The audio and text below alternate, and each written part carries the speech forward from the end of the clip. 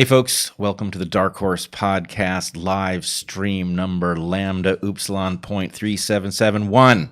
Also known as 109. 109. Well, that's the old numbering scheme. It is. I'm trying out something new here. Trying out the new math? Well, it's not really so much math. It's like a hybrid between, public health policy and the Dewey Decimal System. It's a mashup. Mm-hmm. A mashup that fails in every regard? Pretty much. Well, that does seem timely.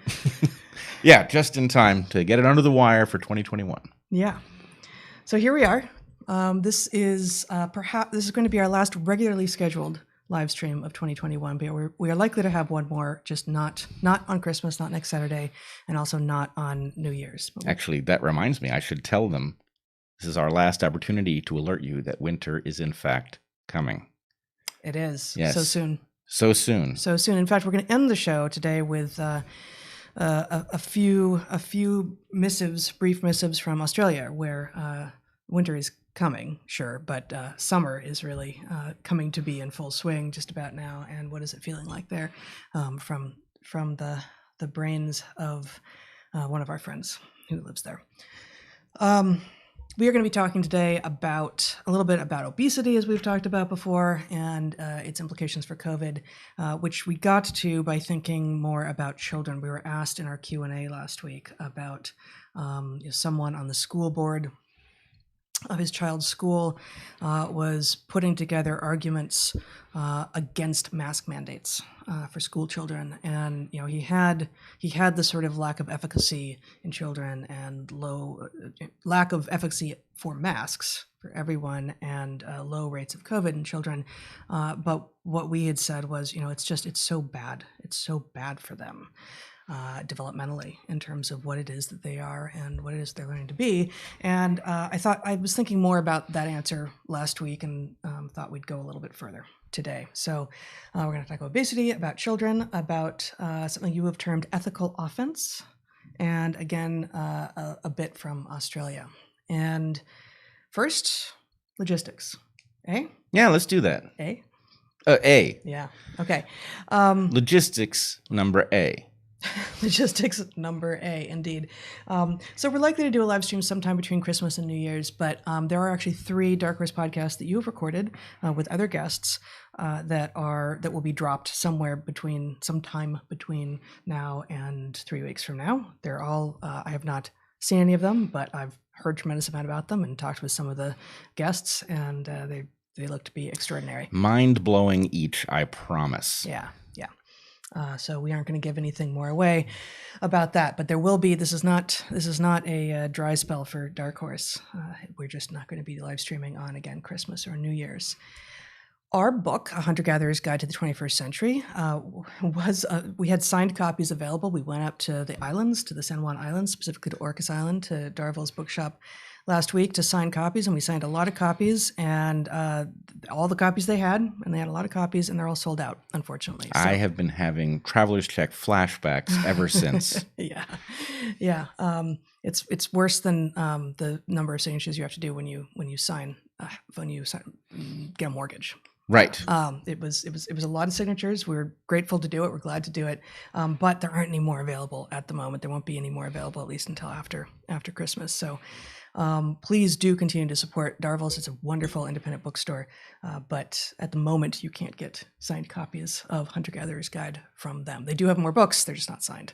They came in after we left. If you find yourself at Darville's and you need to pee, if you're male, you will discover, I think actually probably it works for females too, but the restroom has maybe one of the most marvelous views of, most restrooms have no view whatsoever. It's an independent bookstore with one little tiny bathroom. It's not sex segregated.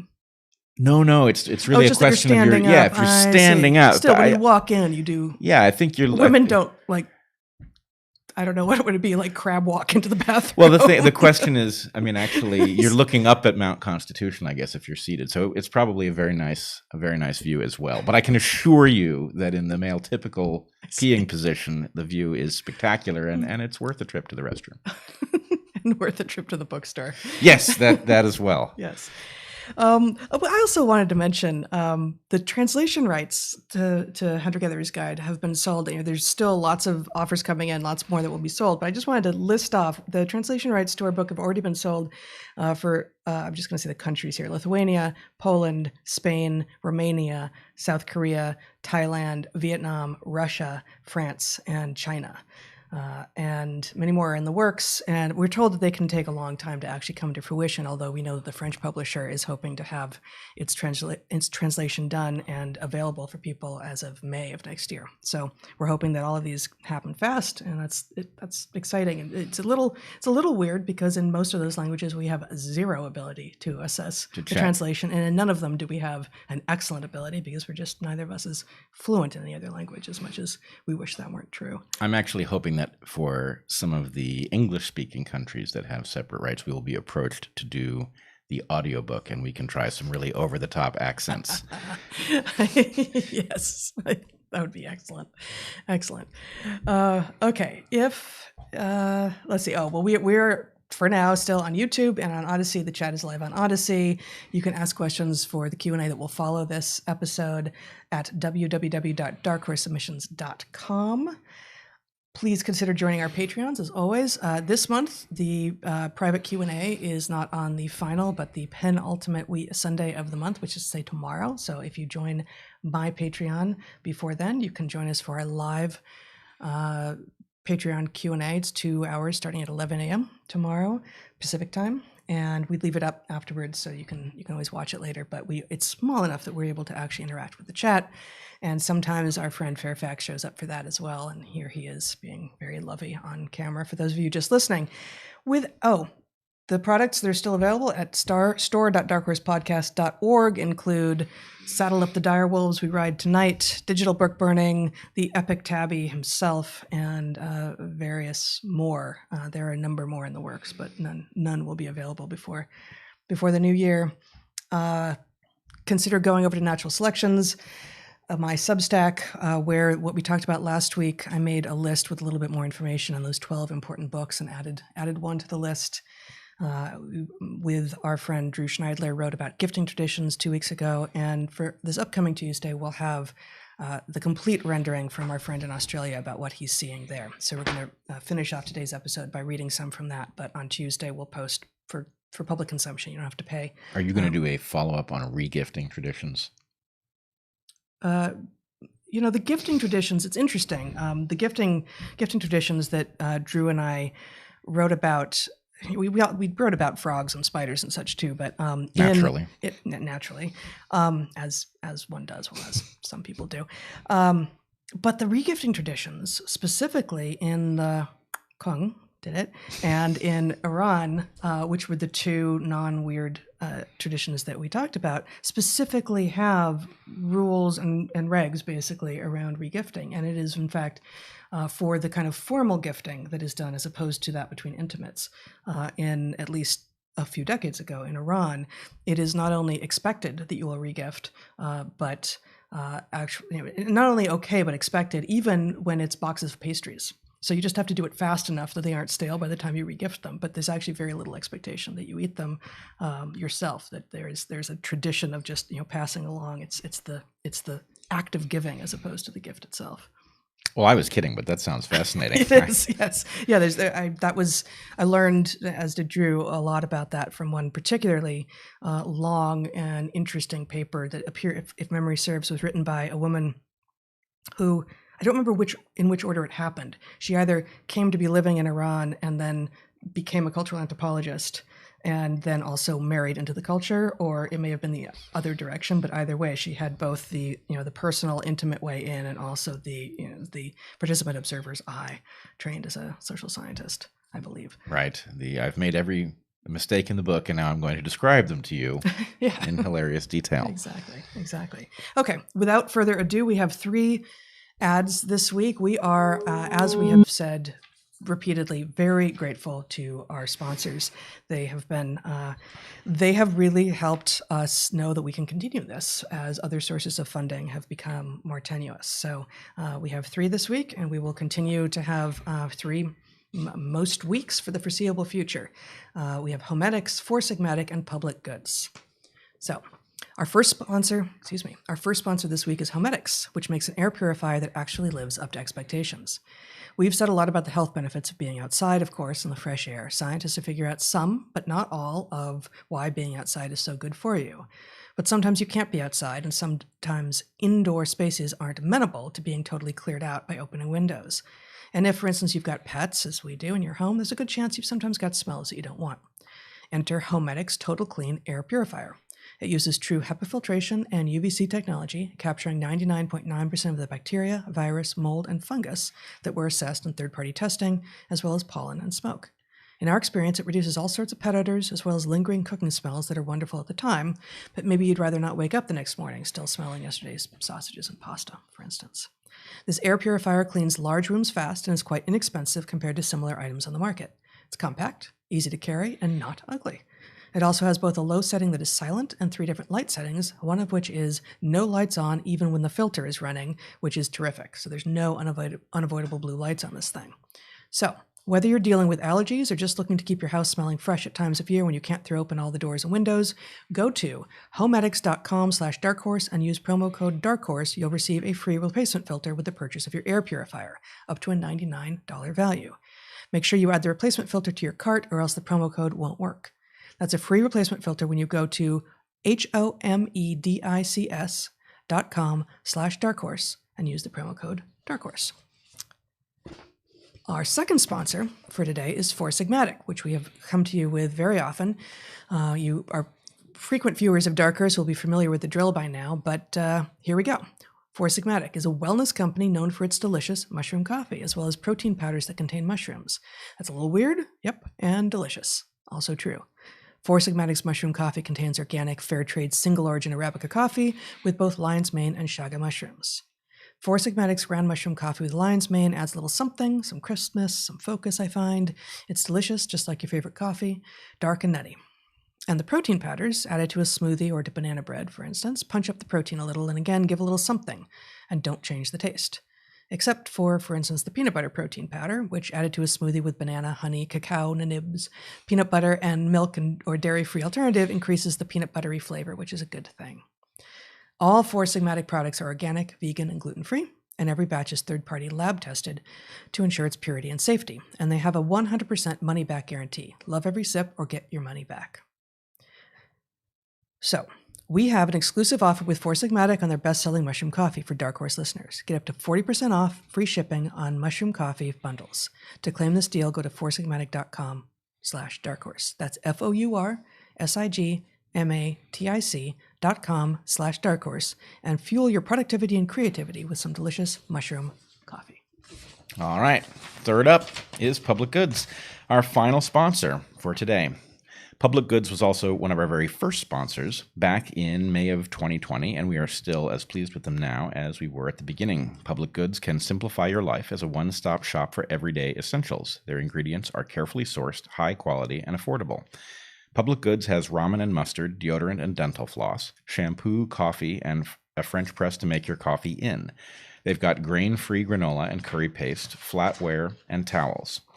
There is so much at Public Goods to make a meal, including the materials to serve it on. Public Goods products have a great design too. The aesthetic is simple and clean, and there are no garish colors. I don't want the products that I use to draw attention to themselves, and Public Goods products fit the bill. Public Goods cares about health and sustainability. Their products are largely free of harmful ingredients and additives, and the ingredients are ethically sourced. They also plant one tree for every order placed. Finally, their subscription service is efficient and simple and easy to use. Public Goods members can buy all of their premium essentials in one place. It really is an everything store. For DarkHorse listeners, we have the following offer. Receive $15 off your first Public Goods order with no minimum purchase. They are so confident that you will absolutely love their products and come back again and again that they are going to give you $15 to spend on your first purchase. Go to publicgoods.com/darkhorse. Use the code DarkHorse at checkout. Or use the code DarkHorse at checkout. That is Public Goods, publicgoods.com/darkhorse to receive $15 off your first order. All right, that's our sponsors for the week. One more thing I just wanted to follow up on from last week, before we get into the meat of the show, is that another question out of the Discord, I think, from last week that we answered in our Q&A was effectively how do you source and assess the supplements, because we have said that neither of us is a fan of supplements. We've never taken supplements before, but in this era, we have come to understand how common vitamin D deficiency is, and also how useful vitamin C, zinc, and some ionophore like quercetin are in keeping you healthy, especially when it's respiratory virus season, as winter seems to be, including not just COVID, but things like other coronaviruses like colds and flus, other coronaviruses like colds, and also the flu. I did invisible punctuation there. So a number of people wrote in because I talked a little bit about what we had done, but said that we didn't have a great answer for figuring out how to assess supplements. And a number of people wrote in suggesting consumerlab.com. And I went and looked, and in fact, one of my patrons, Katie, said, I've used consumerlab.com for a number of years. They're not perfect, but they do some testing for things like lead and whether the supplement actually has the amount that they claim to have.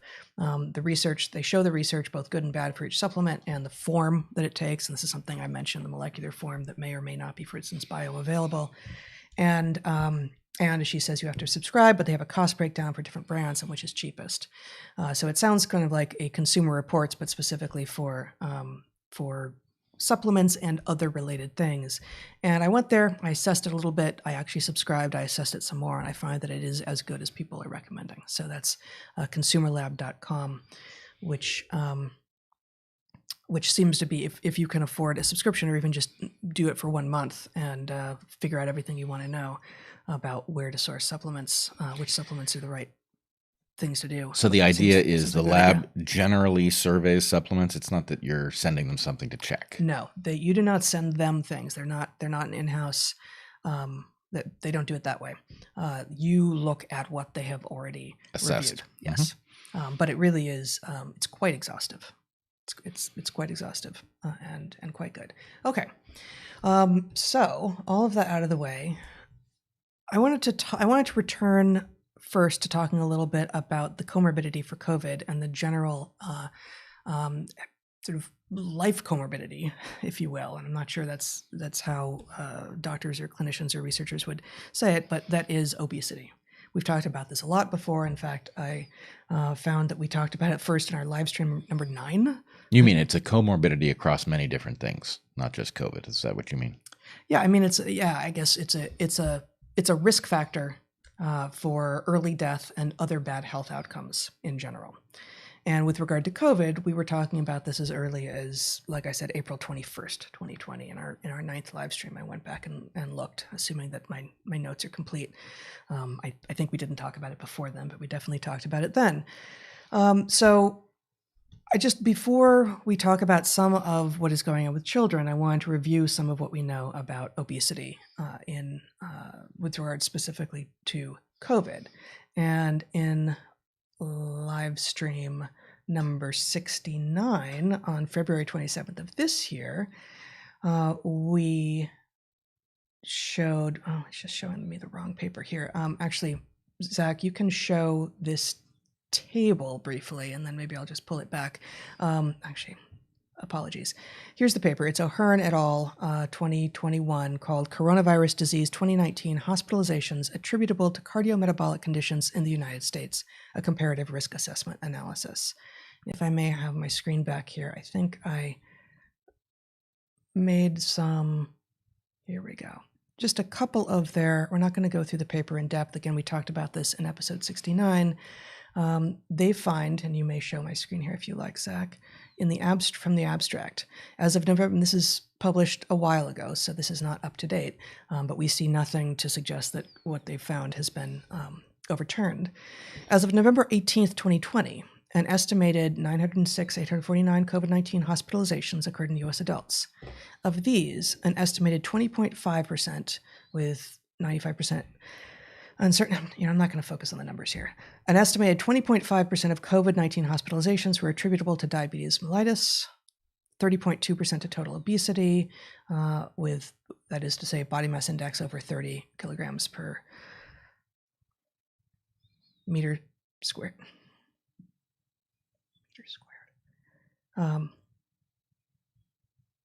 I'm pausing because that makes sense. Meter squared? I'm going to have to go back and look at how BMI is calculated. It seems to me that it's kilogram over. There's a relationship between height. Yes. But meters squared. Sounds like an area, right? I don't think that's what they mean. I think the formula includes the person's height squared somehow. But yeah, okay.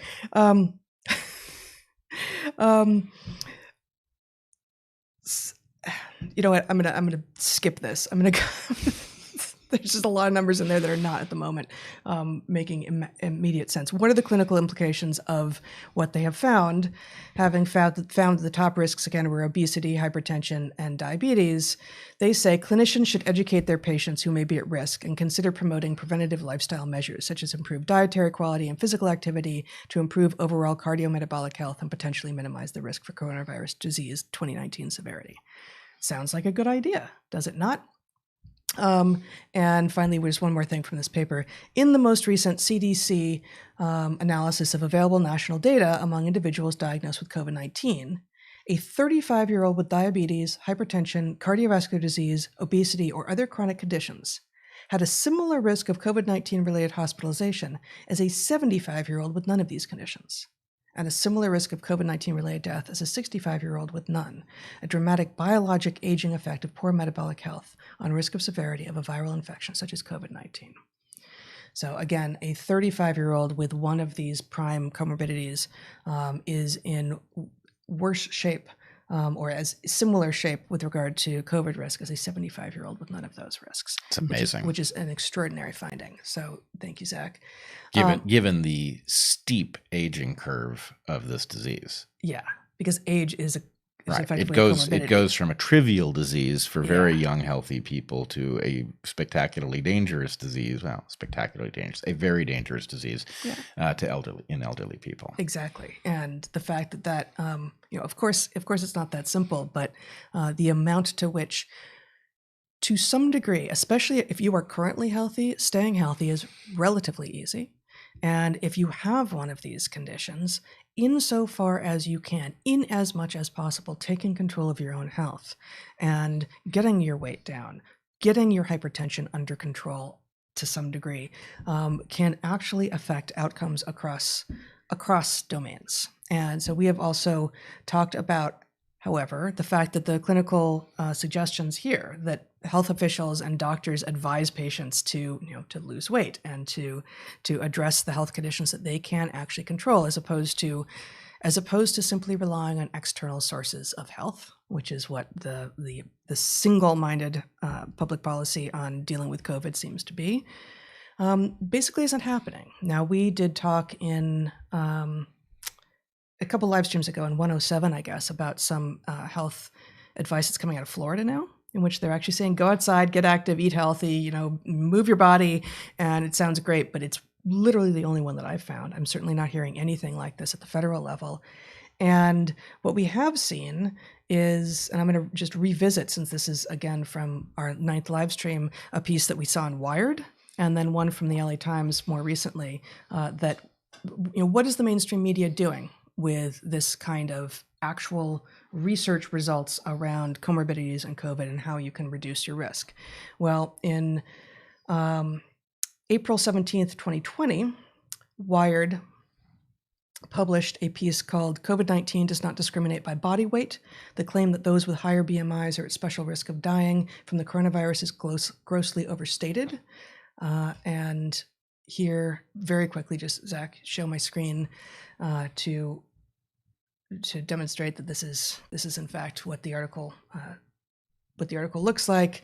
One of the things they said is obesity appears to be one of the biggest risk factors related to COVID-19 hospitalizations and critical illness, Newsweek claimed on Tuesday.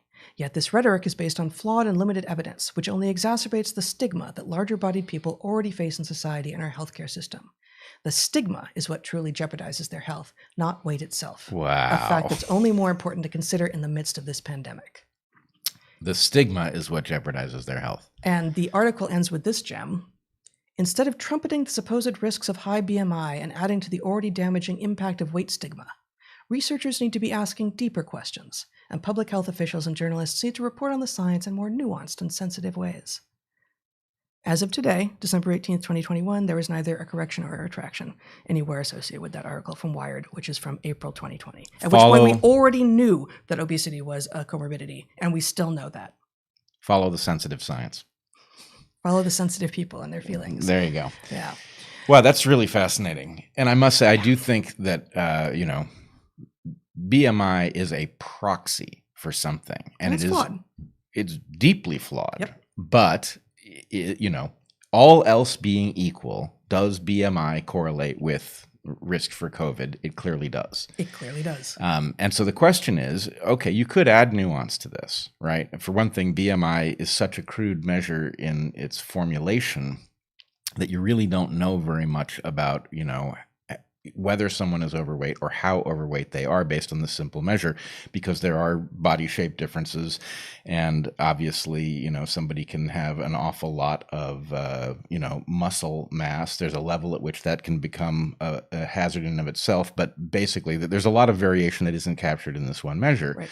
But it's a decent proxy, and it's all of the sorts of measures that we take erase a certain amount of nuance in order to discover a pattern. And the point is, yes, you can also study the pieces of nuance and you get a diminishing returns pattern where, BMI may explain the lion's share of the pattern, and then you can recover other things from different factors. But the idea that a high BMI can reverse the risk stratification for age in COVID-19, that's incredible. It's a clear pattern, right? And the point is, it doesn't mean that an individual's BMI tells you anything, because the individual could be a bodybuilder or whatever. Mm-hmm. But nonetheless, the pattern is there, and to deny it on the basis that it causes stigma, which is the health concern, is obviously upside down and backwards. Right, and frankly, most individuals know this.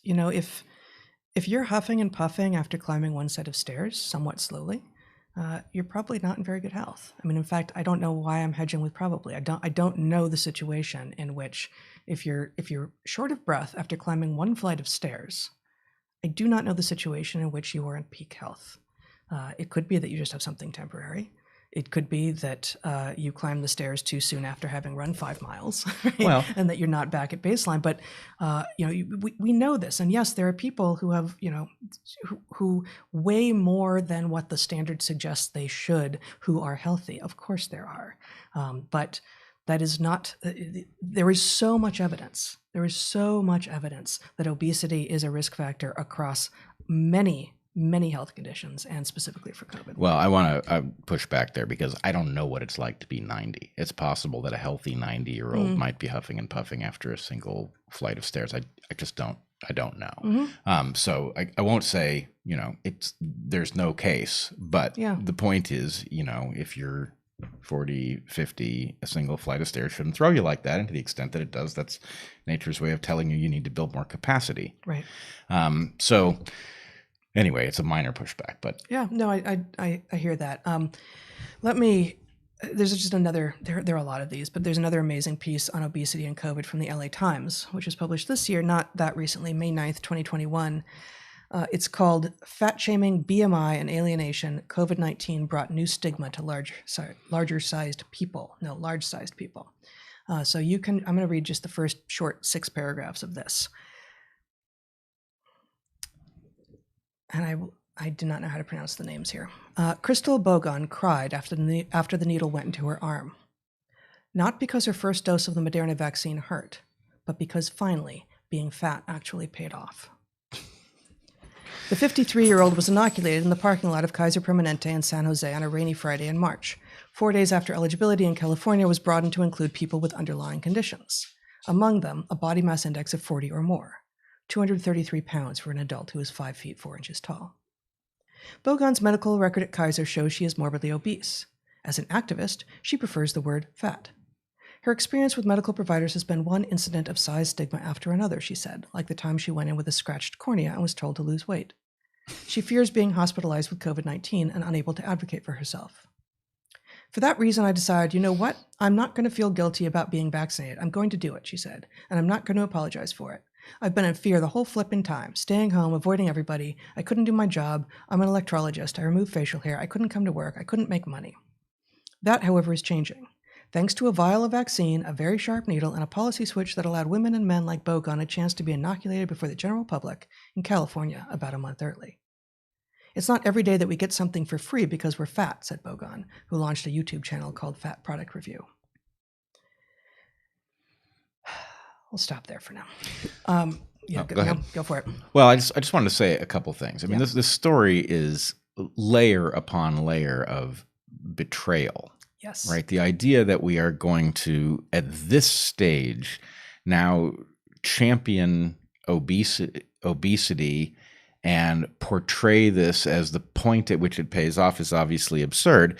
But let's just say civilization has failed this person, right? The epidemic of obesity is not about people not caring. People don't choose to be obese, right? They can't control something. And the thing that they can't control is obviously in the realm of what we talk about in our book, hypernovelty, right? This is not a genetic defect. This is something about our ancient selves encountering a modern world in which there is a factor, or there are a number of factors that combine to cause that system to get out of whack. And we ought to be, this is increasingly glaring, but we have public health officials that are apparently willing to turn civilization absolutely upside down and to withdraw all sorts of fundamental rights in order to advance a one-size-fits-all policy that is clearly not based in science. And yet, there is no interest whatsoever. They're obsessed with our health as long as the topic is this narrow focus and the solution in question is the only one that they allow us to discuss. Right? They're obsessed with our health in that case. But and provides no agency for us. No agency. In fact, the point is actually there are things you can do to protect yourself from COVID, and they're specifically not advising them, right? They're not advising us to take vitamin D. They're not advising people, hey, this would be a great moment. In fact, you know what there is at the moment with respect to getting your weight under control? Extra reason to motivate, right? There's a disease out there and it will afflict you worse. So, hey, if you needed a little extra push in that direction, here it is. Are they saying that? No, they're saying, embrace your high BMI, right? That makes no sense. And some people are saying talking about high BMI being a risk factor is itself a form of fat shaming, and that it's not the high BMI, it's the stigma that's making people sick. And no, it's not. And again, as you say, that's not to say that there isn't stigma, and that's not to say that, especially for people who became fat as children, there are in many cases developmental processes which cannot be undone, such that people will be chronically struggling to get their weight under control, and it really is not easy for them to the extent that it's easy for anyone who gains 10 or 20 pounds to lose it. It's not the same problem. It is not the same problem. This isn't a simple thing. Just like BMI is a flawed and overly simplistic rubric, it's not calories in, calories spent. It's not that simple an equation. That actually doesn't work. It depends on, what it is that you're eating, under what conditions, what else you're doing with your life, and also what your history looks like, and you cannot change that. What's done is done. Right. And of course, we are creating the problem. One of the puzzles that we run into with all sorts of things, whether it's the need for glasses, the need for orthodontia, or a lifelong battle with obesity. All of these things are the result of some influence, right? Yeah. An influence that even if we can't help people who are already afflicted, we can prevent it from afflicting anybody else, right? If you figure out why it is that kids suddenly need orthodontia and you stop doing that thing to them, then you don't need any more orthodontia for younger people, and you just have to deal with the people who already have the issue. And the point is, were these people at all interested in our health? They would be focused on years of life that people are being robbed of by conditions. They would be focused on quality of life being lost. And there would be some sort of rational formula that says we should prioritize this thing because it is robbing people of the most quality or years of life. And we're obviously not doing that. In fact, even the way we calculate the harm of COVID is absurd, Mhm. right? Because the point is the damage done to young people is vastly more important than damage done to the very old, just by virtue of the number of years of theirs that you compromise. And so the idea that, vaccines good is nonsense, right? Because the point is who you're giving them to and how much they stand to benefit versus lose is not the same parameter. And yet we pretend that it is so that we can get one number. And at some level, I think we have to call their bluff. They're obviously not interested in our health. I don't know why they are interested in what they're interested in. It could be that it's money. It could be that it's something else. But for God's sake, it's clear that their obsession, the appearance that they are obsessed with our well-being relative to COVID is not real, because if it was, they'd be obsessed with our health on other topics too, and they clearly aren't. They clearly are not. One more quote from this Los Angeles Times article from May of this year. In other words, said Reagan Chastain, who is the author of Fat, the Owner's Manual, and has written widely on weight bias and medical research, quote, if fat bodies experience something more than thin bodies, fat bodies are to blame, rather than the unequal treatment fat people receive due to weight stigma. So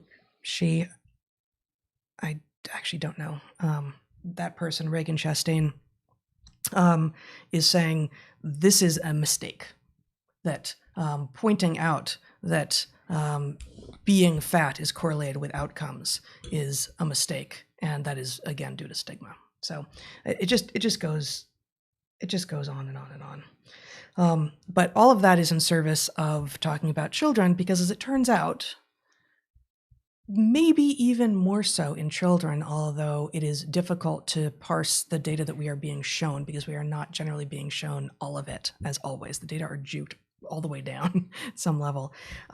Even more so for children, to the extent that children suffer from COVID, and the vast, vast, vast majority of them do not. To the extent that they do, they almost always have a comorbidity, and obesity is one of the major ones for children as well. So let me...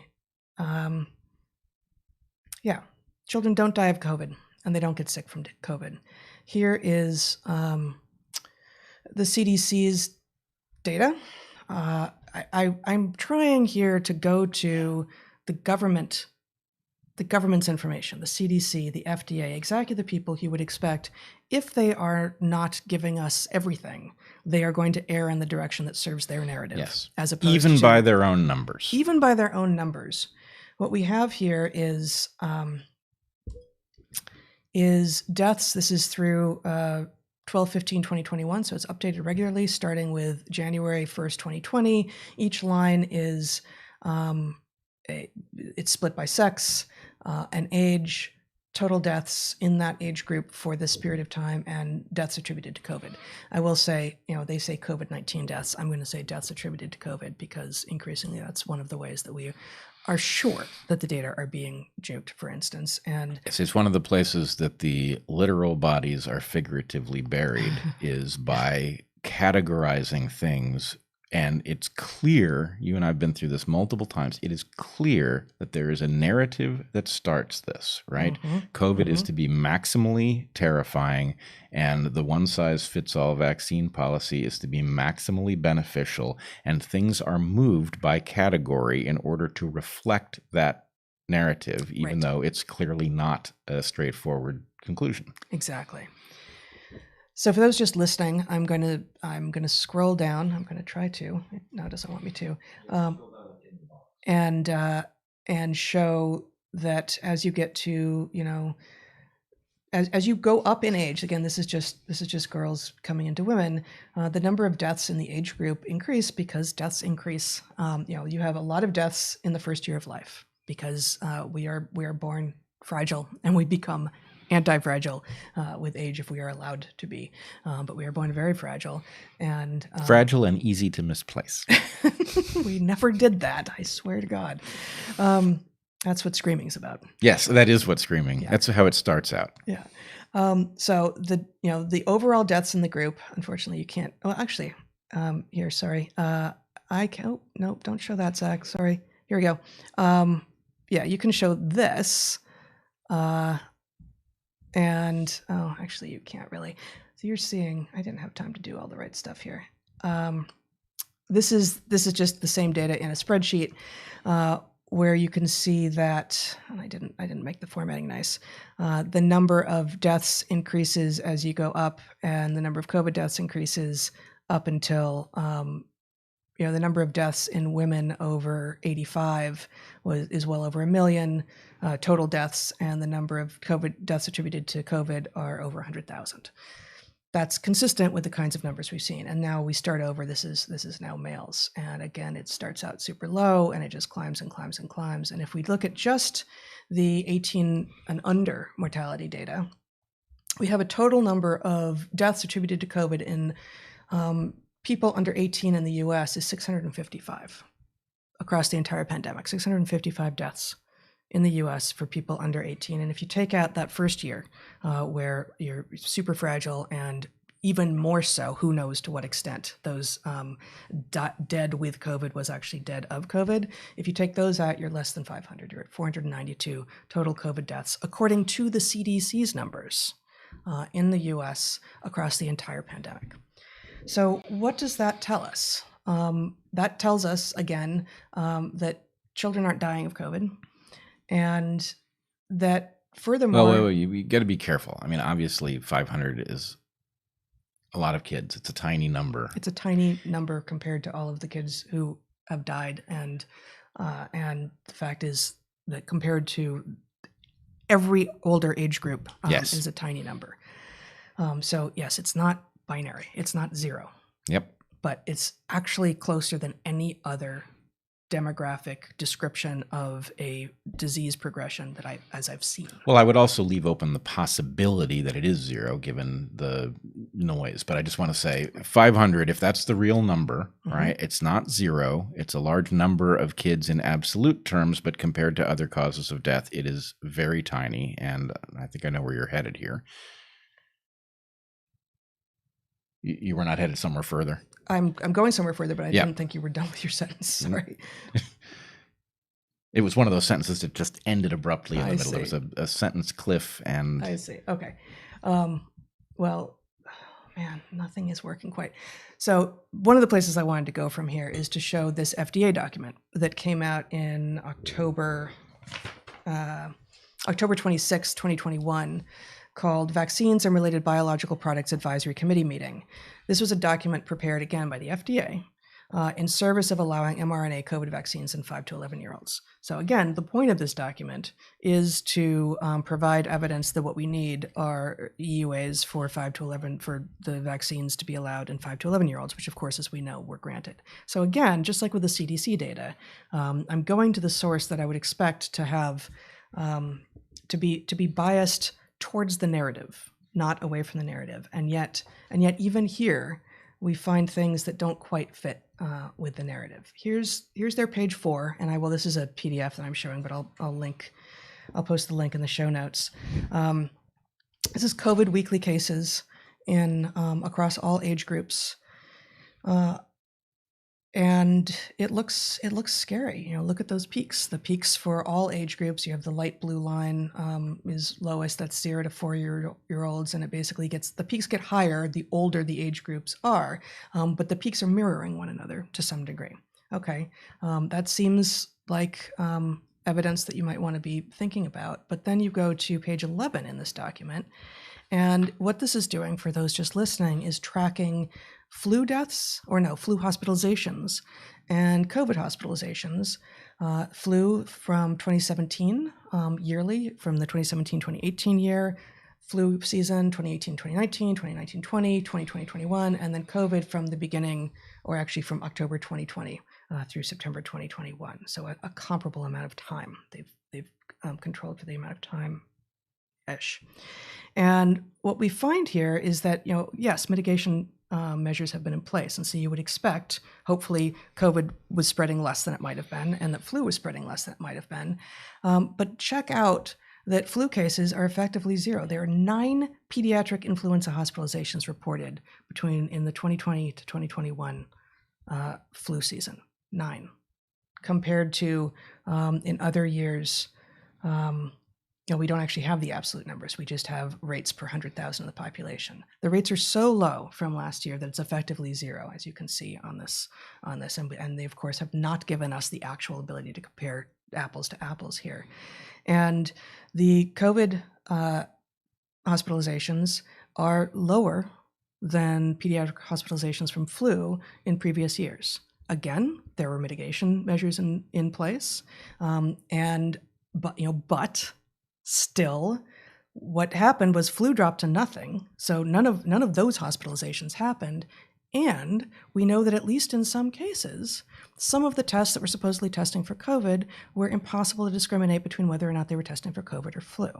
So how many of these COVID cases were actually flu cases? We don't necessarily know. We don't know. I mean, and I will say the flu number dropping to zero could be a lot of different things. It could have a lot of different contributors. And we need to point out that one possibility is data shenanigans, that basically if it coughs, it has COVID kind of a thing. More likely, I would say, is the strong possibility that flu has become very well adapted to our modern way of life, and we thoroughly disrupted our modern way of life and interrupted its ability to transmit. So flu had a rotten year because we just simply weren't behaving normally. Poor flu. Yeah, poor flu. But but anyway, the overarching point is from the perspective of addressing the hazard to children. That hazard has to be scaled relative to flu in an average year. Yes. And the question is, are these vaccines something that one should offer to children, should mandate for children, encourage for children in light of the scale of the hazard? Yep. And the problem is that, they've gotten in the way of every piece of the analysis that rational, independent people without a dog in the fight would have to go through in order to figure out what the comparison is. Yeah. But at the very least, even if we knew nothing of actual harm coming to children from these vaccines, which is not the state we're in, but even if that was the state, yes, you would have to rate the risk that there was something that would happen to these children, if vaccinated later in life, as too large to contemplate in light of the very small risk that comes from COVID itself, even given the way that numbers are calculated to inflate that hazard. I absolutely agree. And just two more slides from this document that the FDA produced. Here we have children aged 5 to 11 years hospitalized with COVID-19. This is March 2020 through August 2021. And what we don't see here is this is outcomes in children versus comorbidities. That's underlying medical conditions.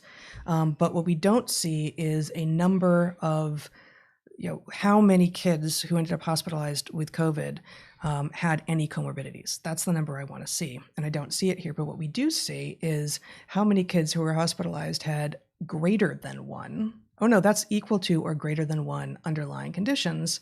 That's 68%. So more than 2/3 of the kids who were hospitalized with COVID have one or more underlying conditions. And their underlying conditions, frankly, include chronic lung disease, obesity, cardiovascular disease, and things like feeding tube dependence, and chronic metabolic disease. But these don't include all of the comorbidities that we know exist for COVID. And also, of course, none of this includes one of the factors that we have now come to understand from our own research and from conversations we've had, that vitamin D deficiency is likely to be, if you add that in here, I'll bet that number 68% of kids hospitalized with COVID have at least one underlying condition. If you count vitamin D deficiency as an underlying condition, I'll bet that number goes pretty close to one. Frankly. Right. And if you were, we don't know. It's possible that the extremely compelling vitamin D data does not include kids, because in all likelihood that work was done on adults. Mm-hmm. And so that kids are better able to synthesize vitamin D. Right. So we have to leave open the formal possibility that sure, that the pattern, the small amount of COVID or the small amount of COVID disease that is worth talking about is not heavily impacted by D in kids. There's no reason to think that. The assumption should be in the other direction, that kids more or less mirror the adult pattern, but we have to leave open the possibility. Yeah. But nonetheless, from the point of view of, would you rather gamble on giving a young person with many more decades of life in front of them and much more development to go through a brand new technology vaccine that, oh, by the way, doesn't prevent contracting the disease and doesn't prevent transmitting the disease and doesn't seem to reduce viral load, but is really great other than that, right? And you may well become dependent on more of it. On more of it, right? So the number of boosters in a lifetime you might have to get is likely to be higher. Would you rather go that route with all of the uncertainties involved in all of that? Or would you rather try vitamin D and see whether the very minor problem that kids seem to have with COVID can be largely addressed because they have a cryptic vitamin D deficiency like everybody else? Yes. Or like everybody else living in the temperate zones. And I mean, of course, we should say, as we, this is a point that we were hammering early on in our DarkHorse live streams, that we don't know the long-term effects of COVID. We don't know the degree to which children who have long-haul COVID will, in fact, may have shortened life, may have, worse outcomes from long COVID because it has the potential to last for longer because they have a longer lifespan ahead of them, et cetera. We have no information on this, just as we don't on anyone, because this thing has been around for a long time at this point, but it's still only 2 years, right?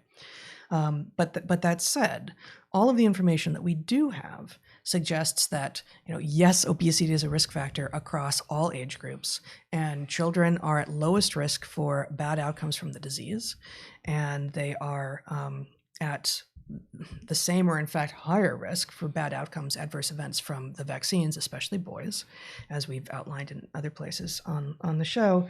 And so, why is it that we are being asked to enable a one-size-fits-all policy? It's not because we're too dumb to track it.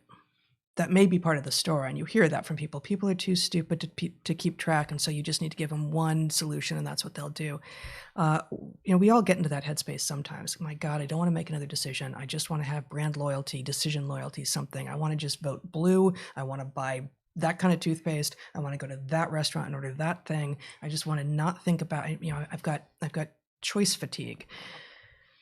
That is gaming the fatigue that we all experience rather than actually an organic situation. People do not want to be handed single answers that don't actually fit all solutions and are being told that they fit all solutions, especially at the point that they come to realize that they've been lied to and that those lies have effects. They have effects on individual health, on societal health, on economic health, on all the healths.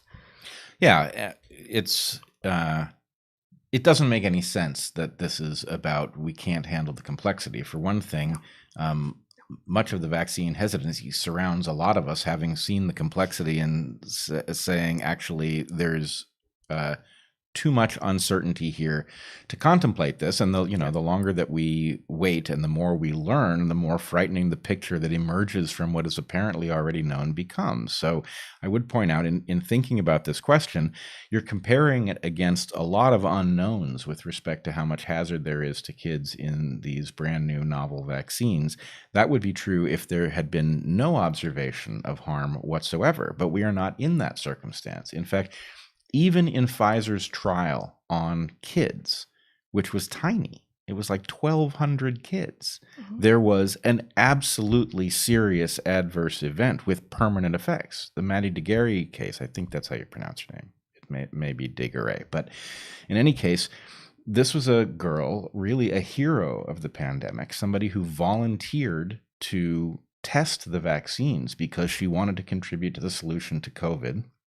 She now has a feeding tube, is permanently in a wheelchair, and the reaction of Pfizer was to unblind very quickly, and basically she was written down in the report as if she had had stomach upset. This is a person who is now on a feeding tube, right? This is a person who is permanently injured in a group of about 1,200 kids. That's not an insignificant number. In 1,200 kids, even a very high rate of very serious reactions could have been missed. But in this case, there actually is a person. She has a name and she has a life ahead of her.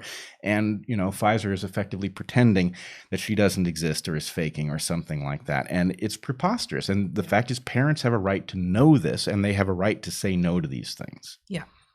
And I feel like that should be the easy argument to be having, and of course we're not being allowed to have it.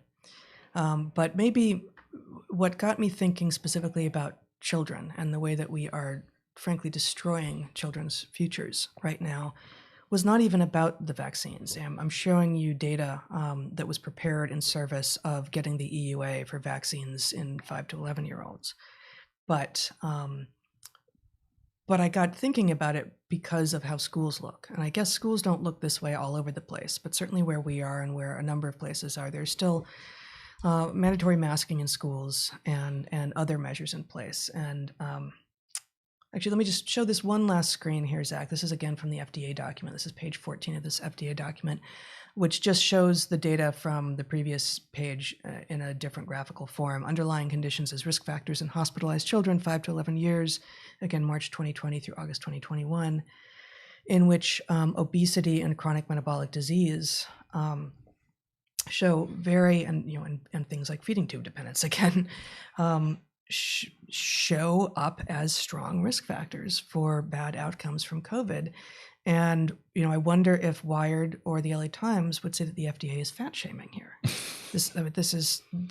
These are data from the very organizations that refuse to actually advise people that they need to take control of their own health and do have a single solution for everyone that actually should not be the single solution for people. And even their data show that obesity is a major risk factor for children. And again, across domains, it's not just COVID. It's not like, oh, well, for COVID, sure, being fat may be a problem for you.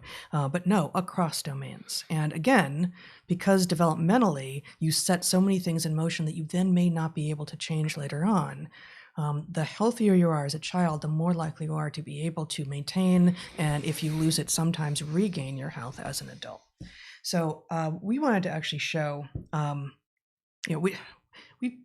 just been thinking about even now. We're in Oregon with the indoor mask mandates still, and I'm not, I don't like consumption as an activity, but I do go into the stores sometimes and enjoy touching, which we couldn't do for a long time, including produce, but in a retail store. You've been fondling the produce. Well, always before, right? But ceramics in particular. As a ceramicist in a past life, I want to feel the heft of it. I want to feel how it feels in my hand. I want to turn it over and look at how it's been trimmed and what the signature looks like and all of this, and look at the glaze inside and out.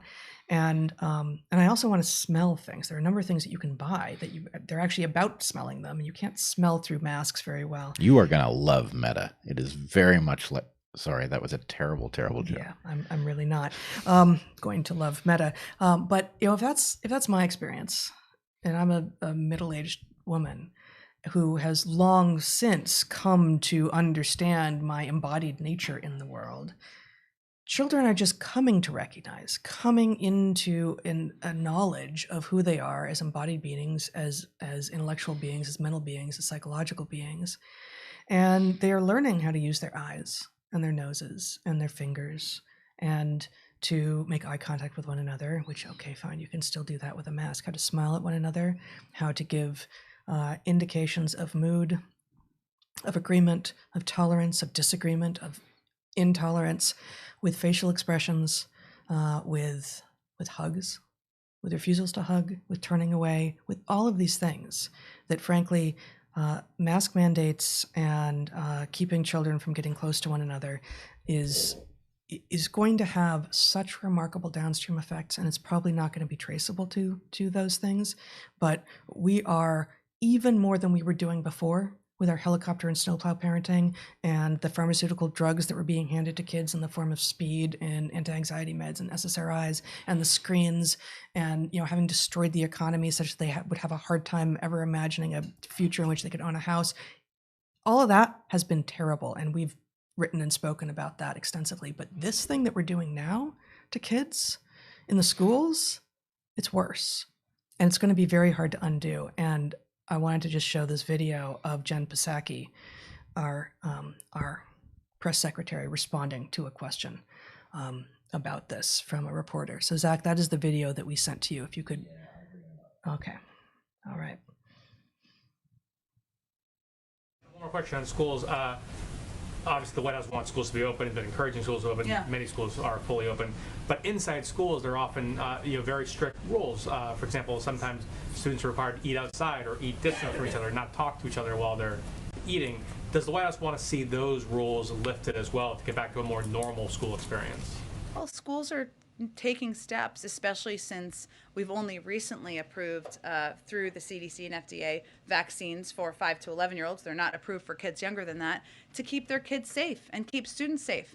I will tell you, I have a 3-year-old who goes to school, sits outside for snacks and lunch, wears a mask inside, and it's no big deal to him. I'm not saying that's the case for everybody, but these are steps that schools are taking to keep kids safe. And I think the vast majority of parents appreciate that. Obviously, we want to get to a point where we're turning to a version of normalcy for everybody, right?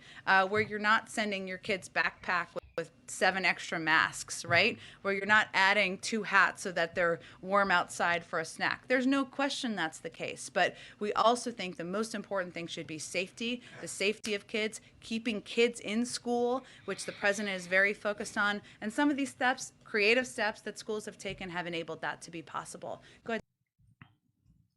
Yeah, that's incredible to me. There's so many things in her statement that reveal the degree to which this is a charade. I mean, for one thing, she specifically says in there that this is, well, yes, all of these things are important, but it's about keeping kids safe. That's got to be our top priority. And the more you think about that claim, the emptier it is. Yeah. I mean, in fact, given everything we know, and, as you mentioned some minutes ago, the one caveat here, the one asterisk, is that we can't say with certainty that kids who have a very, very mild case of COVID, which is what kids who are healthy are likely to have if they get COVID at all, that those kids won't have some sort of negative health consequence later in life as a result of them having had COVID.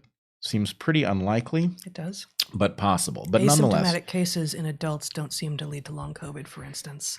Therefore, cases in kids tending to be asymptomatic are less likely to seem in keeping, unlikely to lead to long COVID. But it's not impossible that it would manifest in a different way in the not impossible. We have to leave the door open to that possibility. But we can basically say the presumption ought to be no, that they have mild cases, they get better, they seem to end up with durable immunity from it. And therefore, even the idea that this is about keeping kids safe is preposterous. And, think about it this way. The argument we make in our book is that the purpose of childhood is to create durable, high-capacity adults who are dynamic and capable of navigating risk and all of these things. We're talking about the immune system of such a creature, right? It's in school, and you are keeping it safe from a disease today that if it got the disease, it would be safe for the rest of its life in all likelihood. And instead of allowing it to become safe for the rest of its life at very low risk of any health consequence, you are going to stave off 6 months at a time. You're going to stave off this disease and so that later on in life, when they are more vulnerable, that they are going to have an encounter with it. risking taking out the young person's immune system, at least with regard to this disease, entirely. Right. That makes no sense. And the mask thing is just so unimaginative with respect to, just the very fact, as we talked about, I think, last week, the highly unusual fact of human facial musculature having gotten all of this control specifically for the purpose of exchanging information about state of mind. And the point is, you're going to interrupt that and you're going to say, well, we don't think it's serious enough, that COVID is more serious, and that we're not going to worry about the fact that we're taking years of these kids' lives and we're going to block off this much of their face. And there, we were objecting early on to the, frankly, largely coming from the right statements that, it's just the flu. It's less bad than the flu. Well, in children, it appears to be less bad than the flu. Yep, Always has been, by a lot. And keeping kids safe.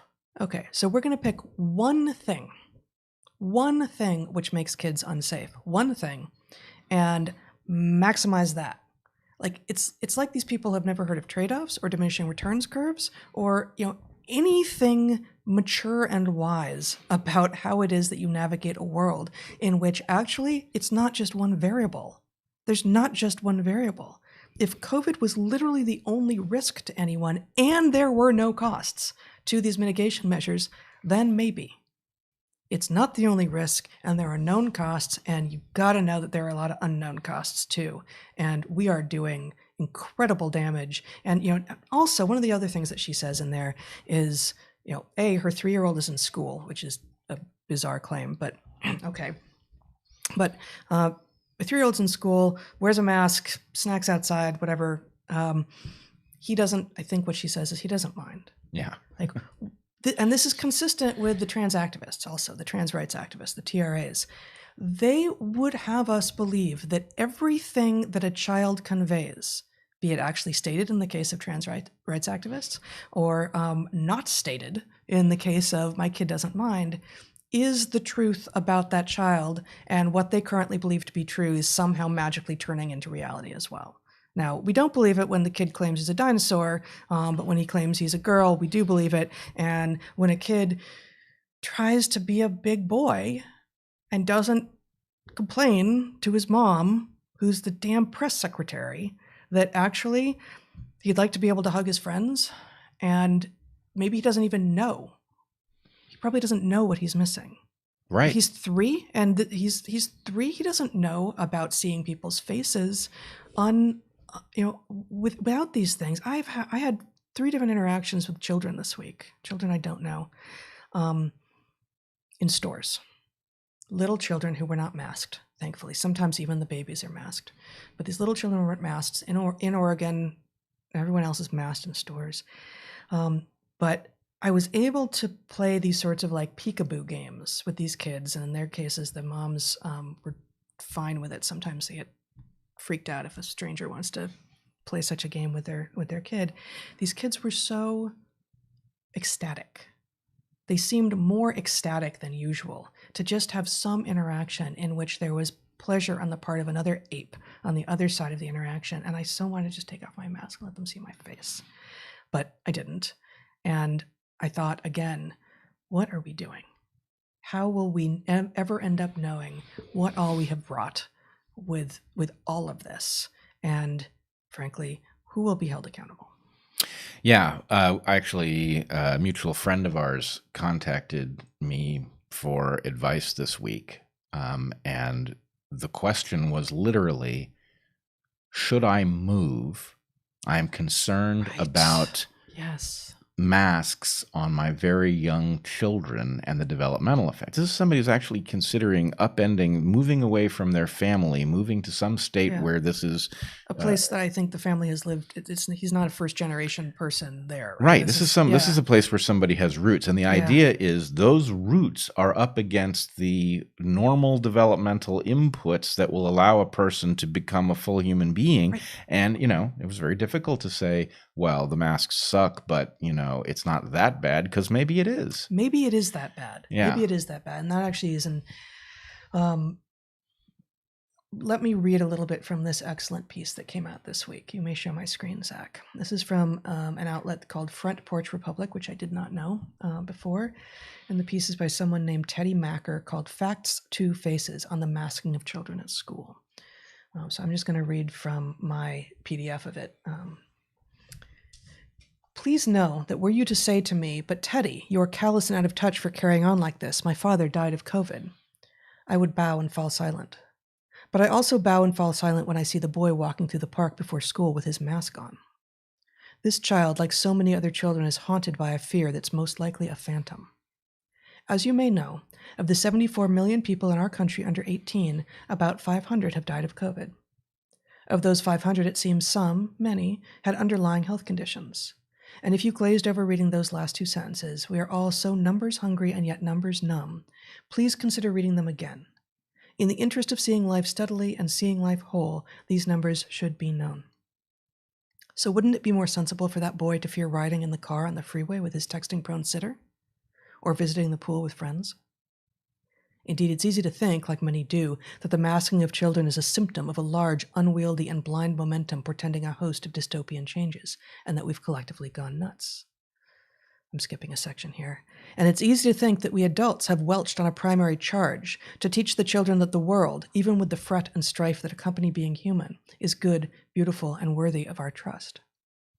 Social thinker and educational philosopher Rudolf Steiner wrote, quote, "From the first to the 7th year, gesture predominates in the life of the young child, but gesture in the widest sense of the word, gesture that in the child lives in imitation. What kind of gesture, one can only wonder, do they imitate now?" One more section. One wants to shout, what about the crappy pesticide-laced food so many kids eat? What about the plague that is their physical inactivity? What about the gadgets driving us, kids and adults alike, to suicidal soul-ruinous despair? What about the public health epidemic that is the internet? Who isn't dying by inches because of the internet? What about the other challenges we face that have been nudged aside and forgotten and are actually graver than COVID-19? And what about the challenge underlying all these challenges, a crisis of meaning, of spirit, of a sacred hoop, to borrow from Black Elk, that is broken and scattered? This is an extraordinary piece, and I recommend everyone reading all of it. But he's exactly right. We have replaced all of our concerns with a single one, and we are being told to hate the people who are on a different side of a single line, as opposed to recognizing that we likely agree completely with nobody else on the planet, and we likely disagree completely with nobody else on the planet.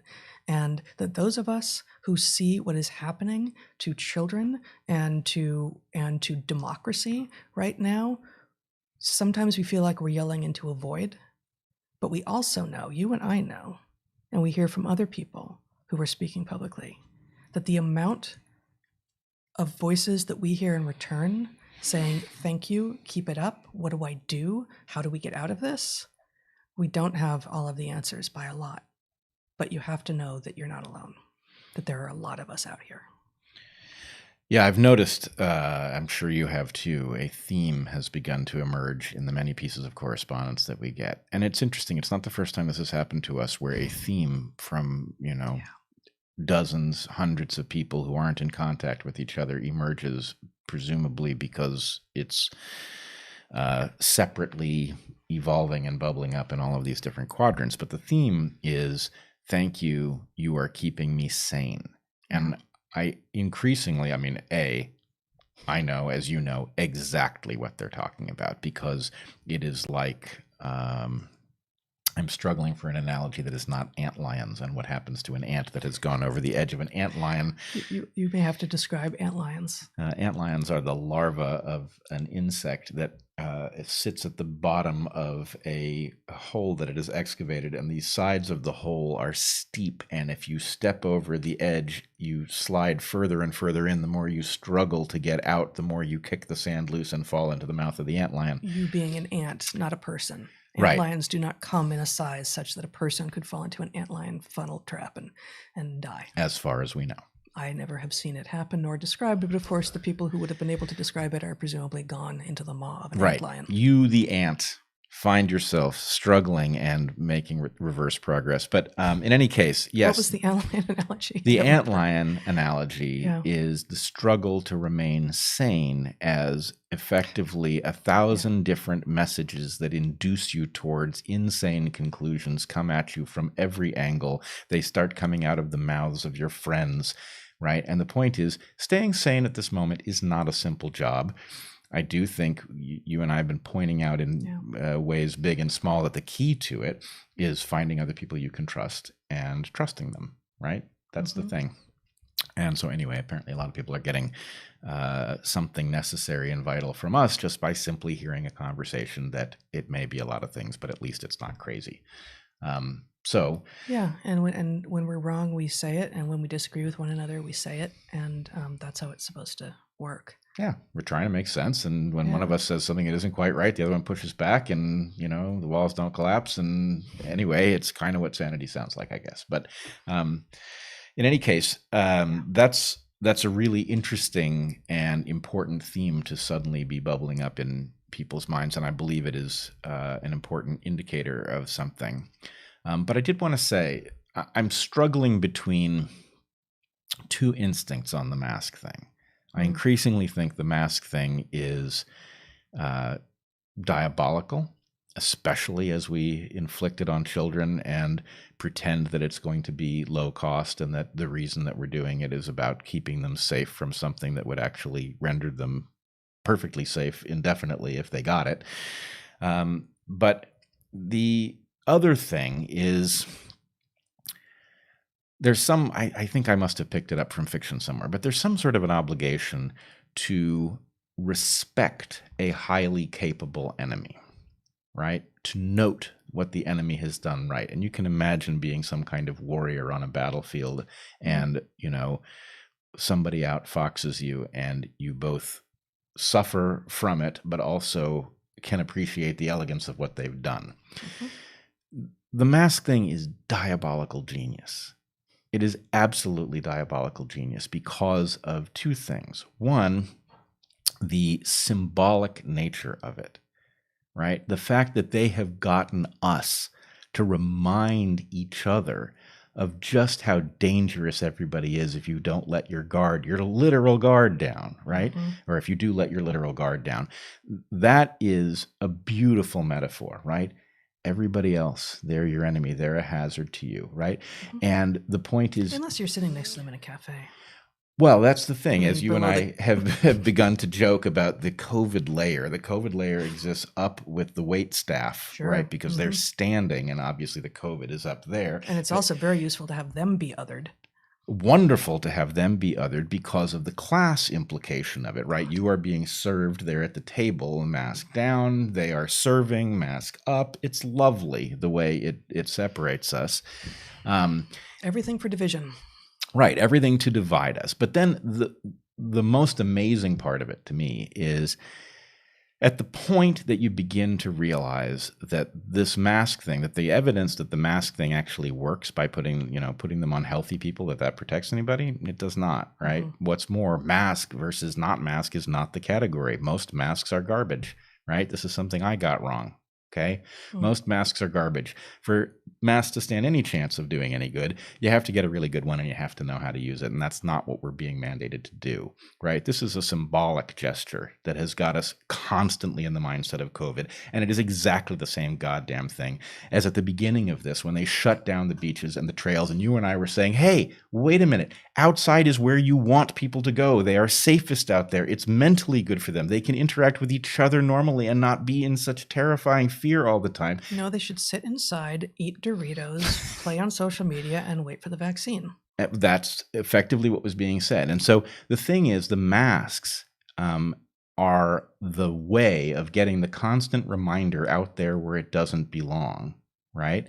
And it is amazing. And the point is, as soon as you realize this and you say, you know what, the masks really are, that's the way the enemy has intruded into every interaction that we are going to have, and we are obligated to stand up against it. But now you're in a bind, right? If you don't wear your mask while others are wearing the mask, you are one of two things. You are either enlightened about the fact that the masks don't work and in rebellion, but much more likely, you're just not somebody who cares very much about other people, right? You're not even willing to put on a mask to protect other people from a disease, right? And so the point is, that's the trap here, is that we can't rebel. Even those of us who are enlightened and understand the problem, and frankly, even me, who was ahead of this more than almost anybody and championing masks as an obvious remedy at the beginning before we knew that they didn't work, right? Even I am in this bind where I can't stand up and say, you know what? I'm not wearing the mask anymore. And it's not about the rest of you. It's about the people who are using this mask mandate to separate the rest of us, right? I can't make that point because just simply not wearing a mask broadcasts the message that I'm inconsiderate of others' health, which is not what motivates me at all. And yet part of what is being demonstrated is that even we will comply with some things. Right. So increasingly, I think what we need is a mechanism whereby if we have to put on a mask, we can indicate that we are not putting it on out of belief, that we are not going to stigmatize anyone who decides that they should not wear a mask, because we know the truth of the thing, so that we are not in the position of being induced to broadcast a false message of indifference to our fellow man in order to rebel against some governmental authority that is abusing its power. Mm-hmm.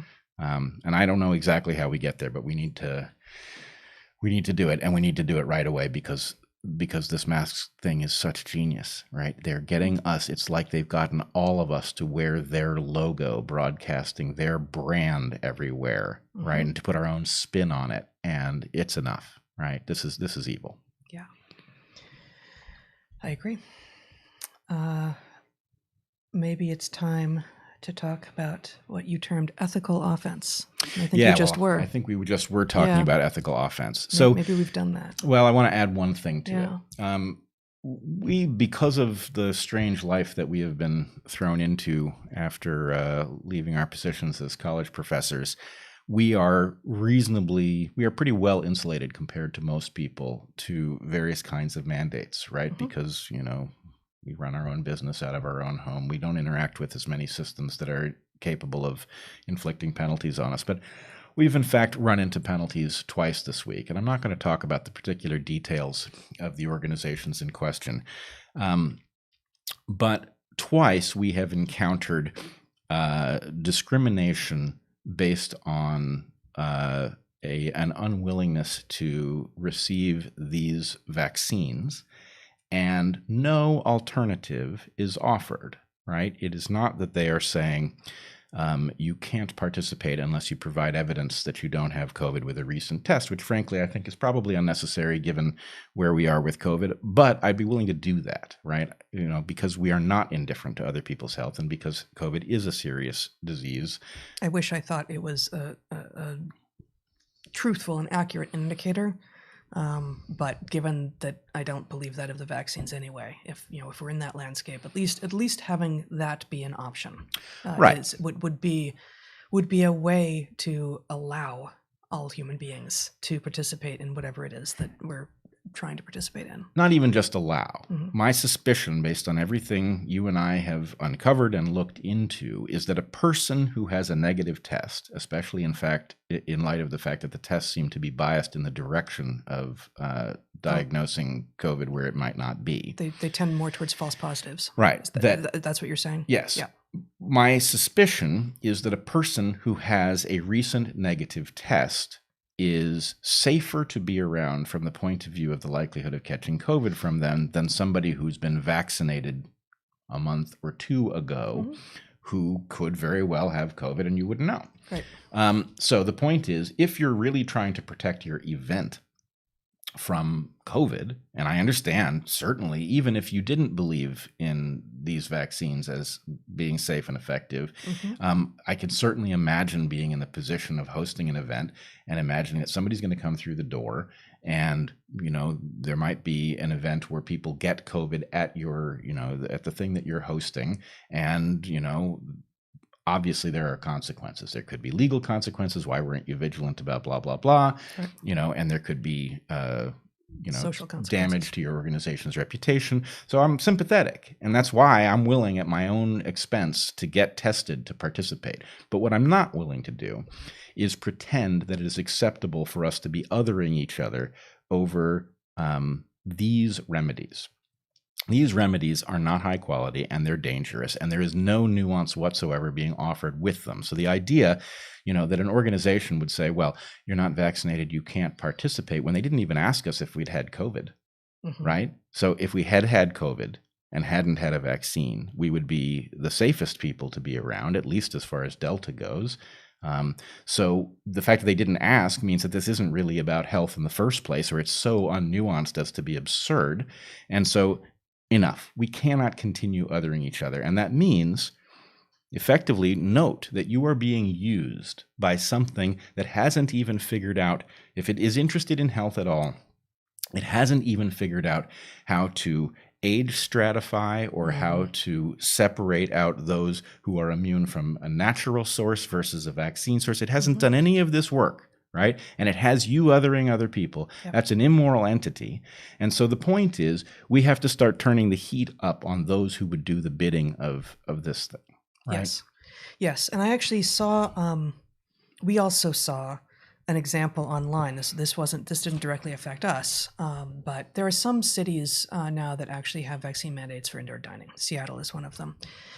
We were looking to eat at a place not in Seattle where there are not mandates handed down from the authorities, but where some cities, some institutions like restaurants do have vaccine mandates. Most of them also say negative test within some number of hours at the door, but most do not.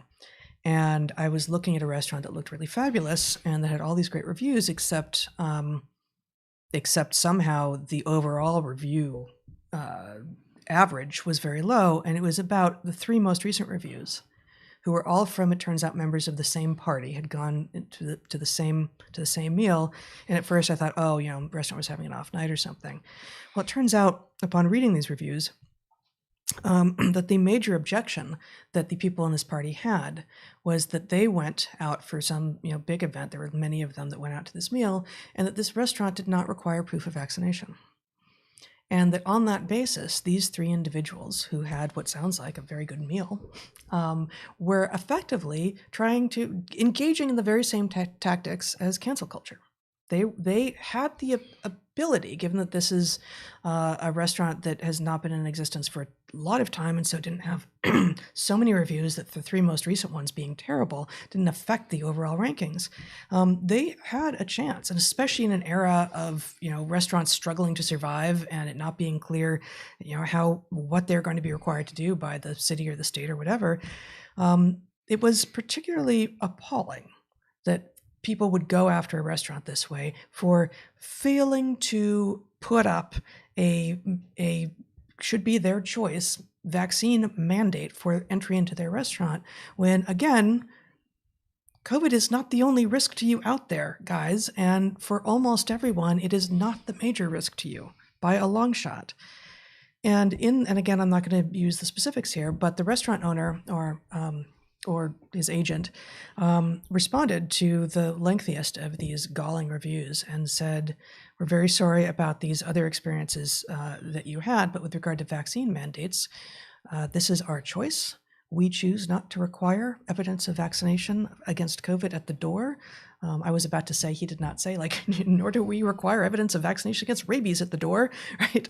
And most people are never going to run into rabies. You and I are vaccinated against rabies because we once lived a life in which we were being exposed potentially to rabies with some regularity. And that vaccine was time tested and understood to be effective as well. So the owner stood up for himself. And as far as I can tell from the website, they're doing a brisk business still and actually doing it despite the techniques of, frankly, the woke ideologues, the religious-like people who would have us believe that all white people are racists, and you can be a man if you say you're a man, or a woman if you say you're a woman, and that all sexual assault is equivalent, and all of the other garbage that's coming out of sort of social justice ideology. Those tactics, cancel culture tactics, are now here. Over in, we found the next enemy, and it's you. You're dirty, you're mean, you're disrespectful, you're heinous, you're evil if you're unvaccinated. You, me, you. If you are unvaccinated, you're the enemy, and therefore all rules are off the table. I can do whatever I want in order to get you canceled, and in this case, a restaurant that simply doesn't mandate that you, as an unvaccinated person, are excluded. Yeah, it effectively treats being unvaccinated with these vaccines as synonymous with being diseased and contagious. Yes. And that is preposterous. If these vaccines worked, that would be preposterous. Yes. But these vaccines do not. And Gibraltar, for example, tells you that their fantasy world in which everybody gets vaccinated and COVID goes away does not exist. Right. So they don't have the right to do this to us. And so the question is, if I was running a business, frankly, we see signs on doors that say, masks required and all. I'm increasingly annoyed by those signs. I don't know the extent to which those signs are mandated versus voluntary. In Oregon, it's mandated by our governor. Right. Now, the question then is, can somebody who is enlightened, who understands the reality of masks, that this is not an N95 mask mandate, nor is this a mask mandate that correctly parses the difference between putting a mask on a sick person and putting a mask on a person who shows no signs of being sick, versus the absurdity of putting a mask on somebody who's had COVID and recovered and therefore is really unlikely to transmit the disease, maybe at the level of zero likelihood, right? So what the question is, maybe, if I ran a business and I had to put that sign in my door, what else would I put on my door to indicate that I was actually aware of the absurdity of this and that the real purpose was, it's some variation on the "don't hurt me" wall. Yes. Right. The wall of signs that say Black Lives Matter was not about somebody emphasizing by repeating it that Black Lives Matter. It was about somebody broadcasting something about their own, compliance. And this is likewise not so dissimilar from the videos that we saw of people being harassed while dining, right? Put up your fist and say Black Lives Matter, or we'll harass you on video and broadcast it to the internet, right? The question is, can you dine here? Well, are you vaccinated? Are you willing to say that Black Lives Matter on video? It's all the same thing. What will they put up with? What will everyone put up with? To what degree will what percentage of the population put up with this? How about this? How about this? Now we know. Right. What then happens? And it is effectively like, well, we, the agents of the narrative, have the right to demand that you indicate that you are compliant with the narrative. And at the point you indicate you aren't compliant with the narrative, then we have the right to stigmatize you, right?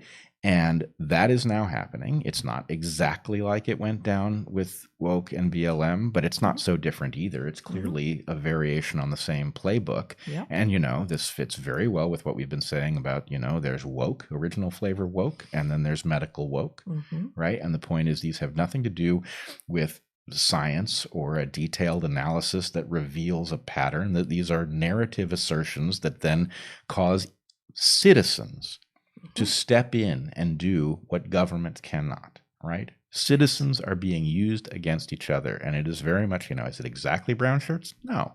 But the problem is, why are we in that quadrant of the library? Why are we searching for analogies in that quadrant of the library? That should be telling you something, right? That should be telling you something. And so the point is, it's not brown shirts, but it's not so different either, right? It's not Tuskegee, but it's not so different either, right? There are genuine, real analogies to be drawn here. And the fact is that, Zach, will you put up the image I sent you? I only got one. The water fountain? Yeah. This is effectively what they're doing to us, right? This iconic image of separate drinking fountains, right? We are being told that the world has to break down this way. And frankly, I don't know. This is obviously way before our time. I don't know what the official rationalization was for separate drinking fountains. It certainly has an epidemiological implication, right? Which is, of course, obviously stupid and absurd. It's not like people within a race don't give each other diseases, right? So this was obviously a phony implication. These drinking fountains needed to be separated, and it's not so different. Well, I think the rhetoric, like now, was around dirtiness and lesser status and lesser worth. Yeah. It is. And, enough. So what I hope, obviously our core audience is not new to the idea that something wrong is afoot and that the narrative is taking liberties it has no right to take, and it isn't based in science. But for those who are maybe encountering us early or beginning to wake up to the idea that they've been dragged into something that isn't what they were told, please think about the degree to which you are being used to do the bidding of a government that can't do this itself. It needs your help to stigmatize other citizens. And the first thing to do is to stop complying. All right. Yeah. End of rant.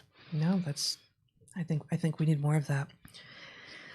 This week, our friend Mike Nayna, which is a name that will be familiar to many of you. He is a documentary filmmaker.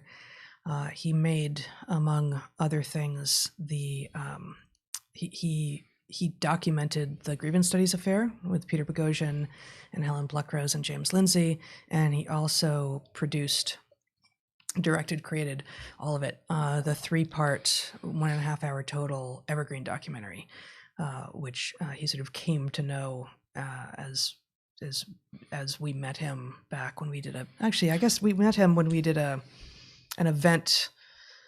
We met him and Peter Boghossian and Helen Pluckrose and James Lindsay and James Damore all at the same event, where 4 of us were on stage and you introduced us, and all of this at Portland State University back in spring of 2018, something like that. So I just want to add, what I believe happened was he was going to use evergreen as an example in his documentary on the Sokol Squared hoax, the grievance studies affair. Yeah.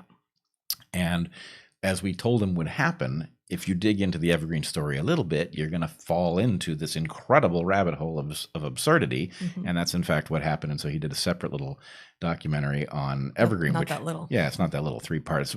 If you haven't seen it, it's totally worth it. You'll understand things about this. And, it's also a good time capsule because it was several years back. Yeah.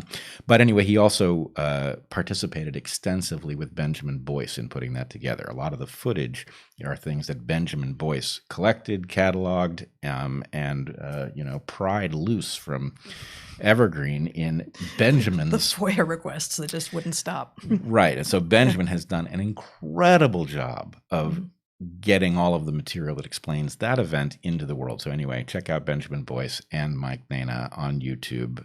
There's a whole world of fascinating stuff. Yeah. So Mike has become a friend. We haven't seen, anything of him in the last 2 years, of course, but we haven't seen much of him. But he saw our clip on what we understood to be happening in Australia. And he wrote to us at some length, and we had a little back and forth. And I'm going to post his entire letter to us on my Substack next Tuesday. That's going to be my Tuesday post. But I asked him, what degree he wanted to be anonymized, and he said, "You don't need to anonymize me at all. I think this is important to have in the world." But he says these are just some things I've seen. These are just some things that I've jotted down about what I've experienced being in Australia, because he's Australian, since this all began. So he says, Heather's analogy to the reporters covering the Portland riots in late 2020 is close to how I see it too. While gathering personal stories and perspectives on the ground, it becomes clear that experiences differ from state to state, from suburb to suburb, and even house to house. There's something absurd in trying to describe it at all in monolithic terms. Australians are ... Some things that have stuck with me, though, he says, include: I saw a man in a canoe stopped by a police boat. I was pulled over by 2 policemen on motorbikes, sirens and all, for having my nose sticking out of the top of my mask. It was a sunny day, and I was alone for at least 300 meters in all directions. They were not polite. It was illegal for me to see my family for the better part of a year, even outdoors, because they lived outside of a permitted zone. My sister was home alone with 2 boys, aged 4 and 6, for around 8 months while her husband was stuck in Africa. We had to obtain a doctor's letter to visit her. When I'd arrived, she'd burst out of the house as if she were escaping something. A friend went for a run and was stopped by police. They checked her ID and asked what she was doing. She said she was exercising. 2 hours later, she got home, and they were waiting to fine her for exceeding the time limit for permitted exercise.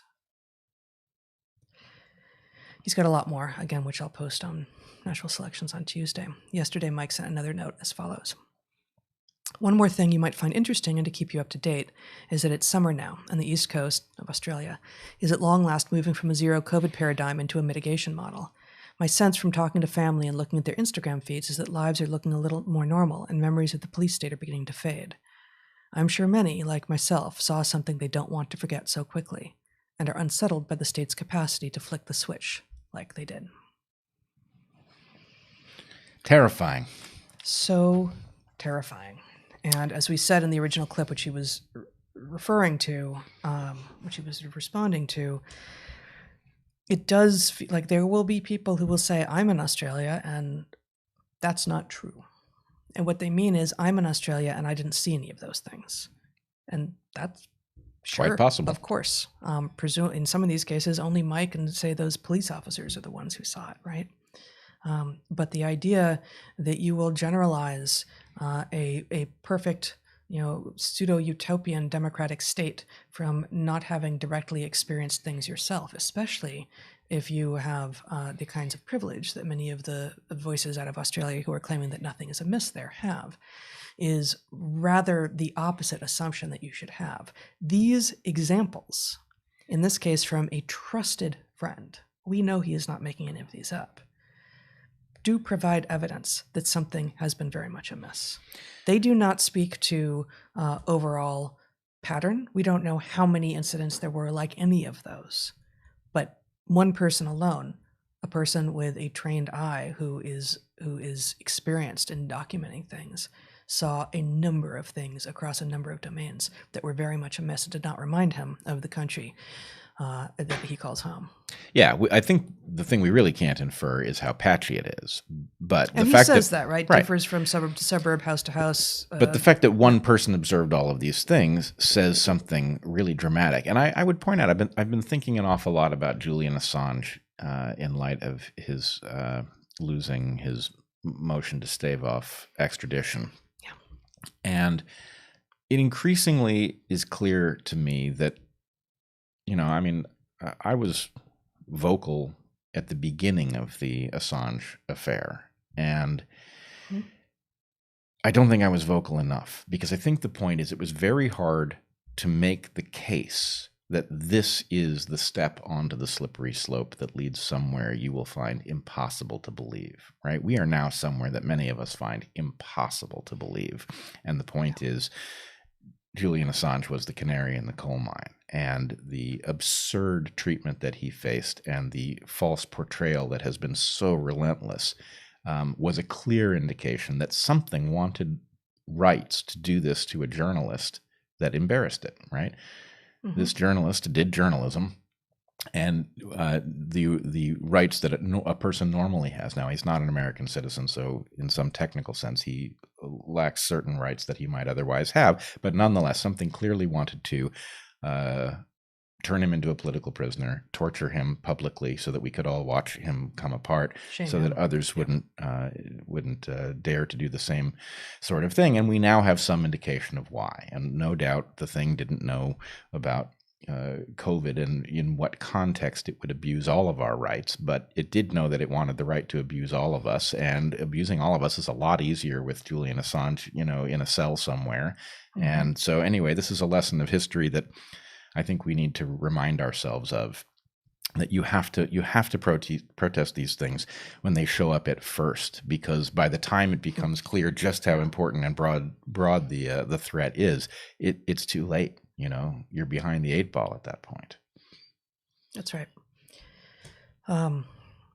And it's even more important to protest the things that are being done to children, because what gets laid down in childhood becomes very difficult, if not impossible, to change. So we risk destroying an entire generation. We do. And the reasons that, the willingness, the indifference to the well-being of children that this obviously illustrates is spectacular. And then there's a question about why they would do this, right? Anyway, it's something we should revisit. All right. Well, on that decidedly downbeat note, I think we're there. All right. I think we've arrived. So we're going to take a 15-minute break and then be back with our live Q&A. You can ask your questions at www.darkhorseemissions.com. And we will have our monthly private Q&A on my Patreon tomorrow at 11 a.m. Consider joining us there. That will be our last regularly scheduled live stream until the second Saturday in 2022, believe it or not.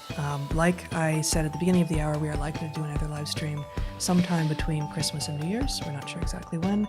And Bret's got 3 more already recorded Dark Horse podcasts in the can, ready to deploy sometime. All of those, I think, will be released sometime between now and January 8th, I guess it will be. Again, consider reading A Hunter-Gatherer's Guide to the 21st Century, not yet available in Lithuanian or French or Russian, but it will be soon. And so you're restricted to English at this point, but it is available. We're proud of it, and we've been hearing from quite a lot of people who have taken a lot of good from it. We're continuing to do occasional podcasts on other people's podcasts about the book, and it continues to be a source of joy, actually. So, anything else to say before we sign off? Consider innovating something and putting hashtag stand up with stand and up capitalized. Innovating something, some sort of resistance that will let people know just how many of us there are who are not putting up with it any longer. Indeed. And do what you can for yourself, including be good to the ones you love, eat good food, and get outside. Be well, everyone.